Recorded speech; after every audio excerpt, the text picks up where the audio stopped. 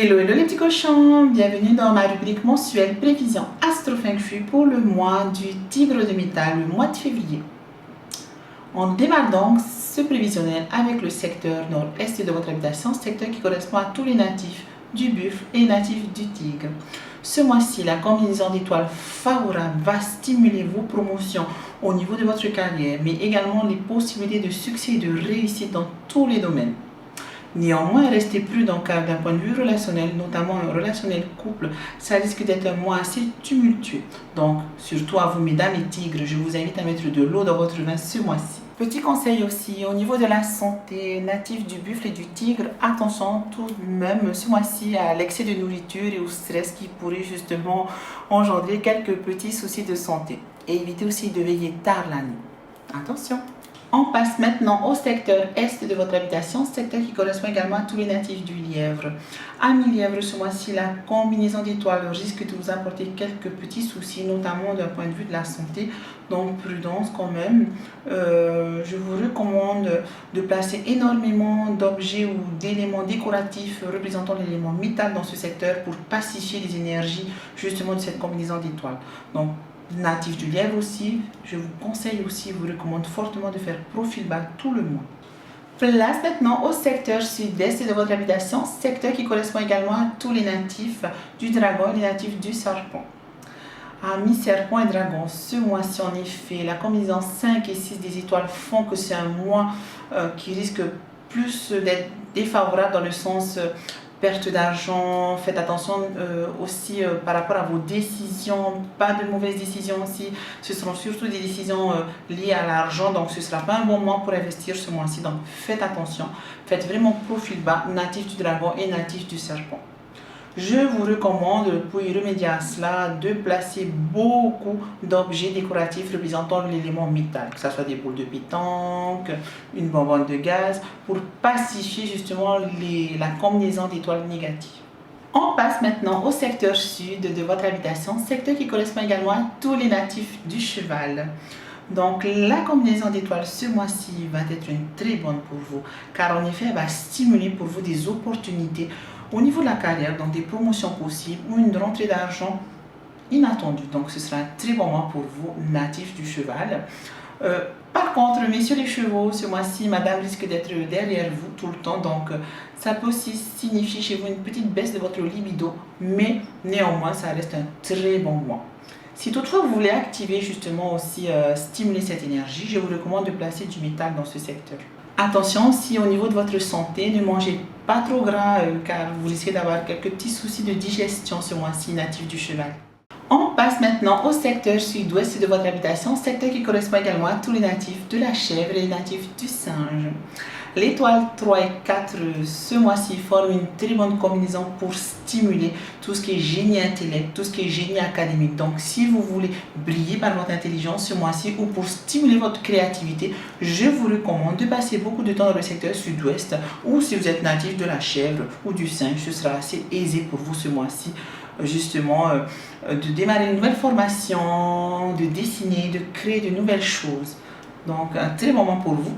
Messieurs les singes ou les chèvres, vous risquez aussi d'être plus attrayants ce mois-ci. Attention tout de même, si toutefois vous êtes déjà dans une relation de couple. Attention aussi également à tout ce qui est souci, vous risquez aussi d'être attiré à essayer de gagner de l'argent de manière un peu douteuse. Donc attention, pas de tricherie ce mois-ci. Mais ça reste néanmoins un très bon mois pour vous, amis de la chèvre et du singe. Place maintenant au secteur ouest de votre habitation, secteur qui correspond également à tous les natifs du coq.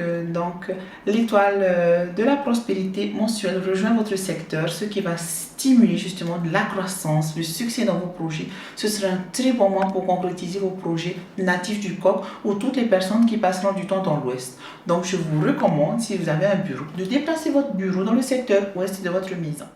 On passe maintenant au secteur nord-ouest de votre habitation, secteur qui correspond également à tous les natifs du chien et les natifs du cochon.